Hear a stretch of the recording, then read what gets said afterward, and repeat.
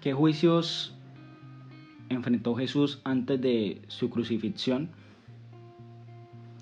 El proceso de Cristo se sitúa en el centro de la historia del procedimiento criminal mosaico y romano, no solo por la entidad humana y divina del acusado Jesús, sino también por el contexto histórico, artístico, arqueológico, cultural y religioso, que dicho procedimiento ha suscitado a través del tiempo y la civilización judeocristiana. No obstante, el día de hoy nos compete analizar los aspectos jurídicos, procesales y penales de dicho proceso, que no han merecido la atención que merece el procedimiento incoado contra Jesucristo. El día de hoy, pues, el interés de este proceso es bastante significativo, puesto que en la crisis de los valores y la desconfianza que existe del ser humano frente al nivel de justicia, de acceso y sobre todo pues a la decisión equilibrada que debe haber, pues esa desconfianza pues sigue incrementando. Con respecto al acusado, podemos decir que era un predicador que nació en la provincia de Judea, que creció en el seno de una familia estable en la tierra de Israel, que se encontraba conquistada por el Imperio Romano. En esa época el imperio concedía a las autoridades religiosas judías, conocidas como el Sanedrín, conformado por 71 miembros del pueblo de Israel, el derecho de administrar justicia, pero no les confería el derecho legal a ejecutar a los delincuentes. Por lo anterior, en varias circunstancias, pues el detonante que realmente colocó en tela de juicio a Jesús fue el episodio o acontecimiento en donde él expulsa a los mercaderes del templo, generando gran controversia para el Sanedrín,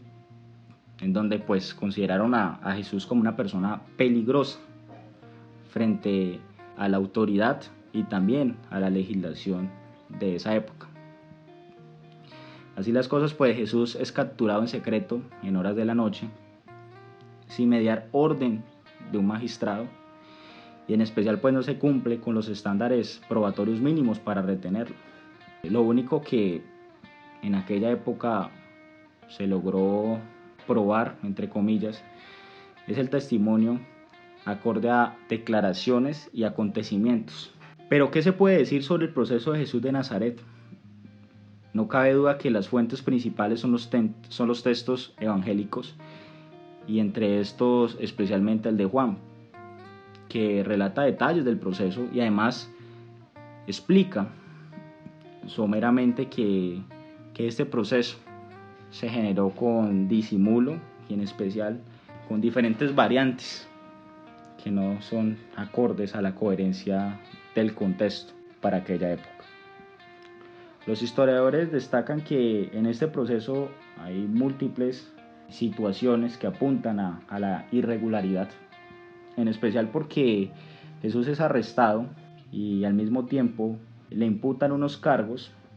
en donde el Sanedrín, buscando testigos de dudosa reputación, empiezan a relacionar, procurando obtener el objetivo principal, que es terminar con la vida de Jesús, que es la condena máxima por la autoridad romana. En este proceso pues es también de decir que los judíos tienen un debido proceso, en especial que se integra por principios para condenar a una persona. Entre ellos pues se debe llevar a cabo durante el día, y ningún juicio se puede llevar a cabo en la noche. Este juicio se realizó entre comillas antes del amanecer. También es de decir que debe haber una publicidad en donde pues este juicio debe ser oral y público. Podemos incoar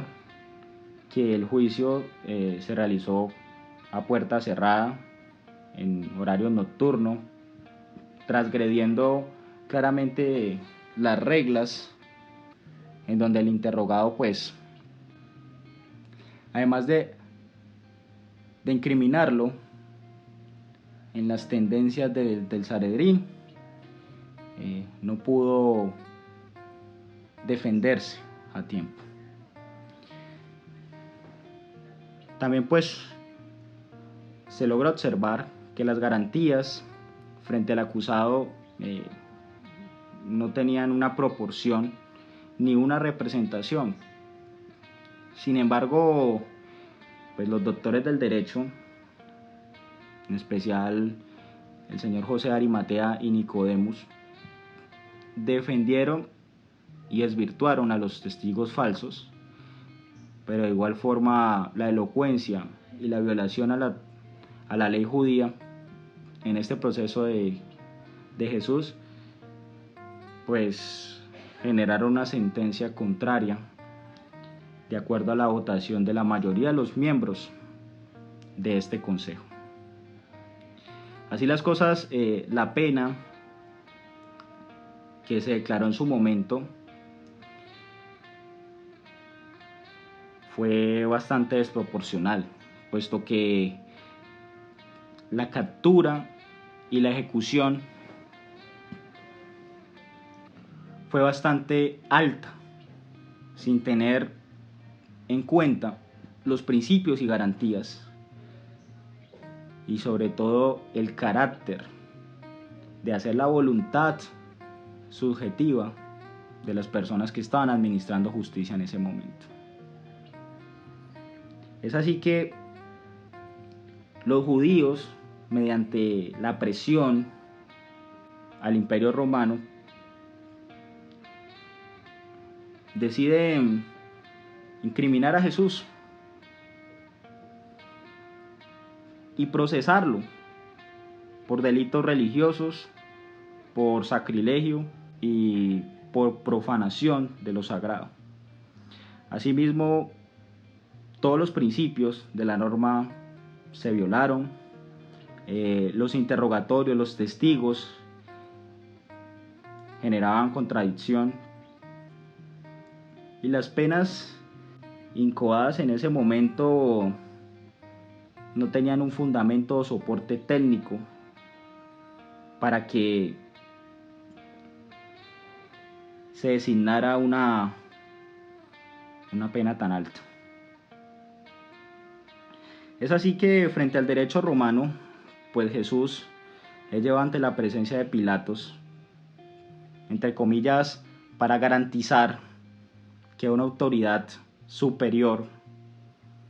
pueda sentenciar. Sin embargo, pues el Sanedrín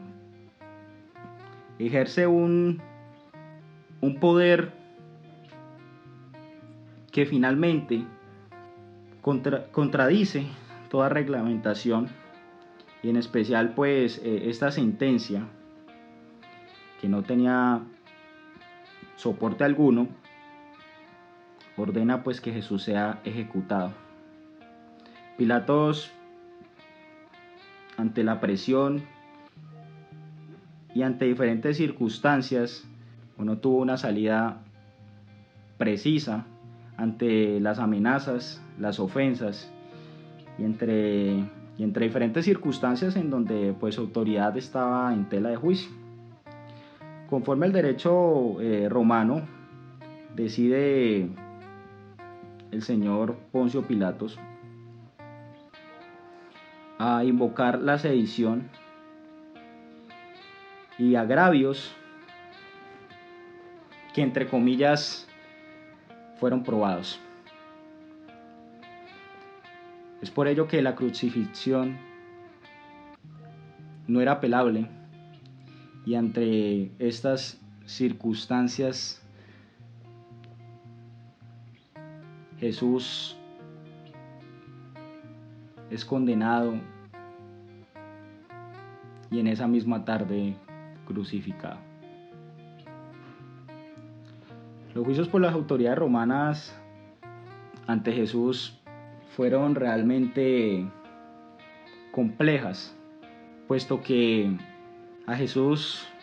se le vulneró cualquier tipo de derecho y sobre todo pues se le aplicaron diferentes castigos que dentro del punto de vista jurídico penal, pues la responsabilidad de la pasión y muerte de Jesús ante unos delitos de violación a diferentes estándares romanos, judíos y de costumbres para aquella época, pues se puede analizar que Pilatos prevaricó y que abusó del poder. Adicionalmente, pues invierte la carga de la prueba, intentando demostrar que Jesús era inocente. Pero lo que él jamás logró comprender es que la muerte de Jesús se generó ante el odio de la muchedumbre y sobre todo el Sanedrín de salir del paso, por decirlo así, de una persona que les está ocasionando problemas a sus intereses particulares. Así se puede concluir que el juicio contra Jesús fue ilegal y en consecuencia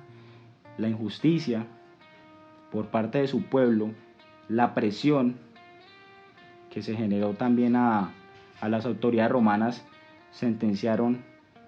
y culminó con una crucifixión, una pena bastante alta a un inocente. Es evidente que Jesús fue víctima de dos sistemas jurídicos, en donde se le violaron normas procesales y en evidencia también se transgredió, como antes lo mencionaba, un derecho fundamental que tiene el acusado para defenderse ante los agravios de un pueblo que la única necesidad que tenía era condenar a un inocente.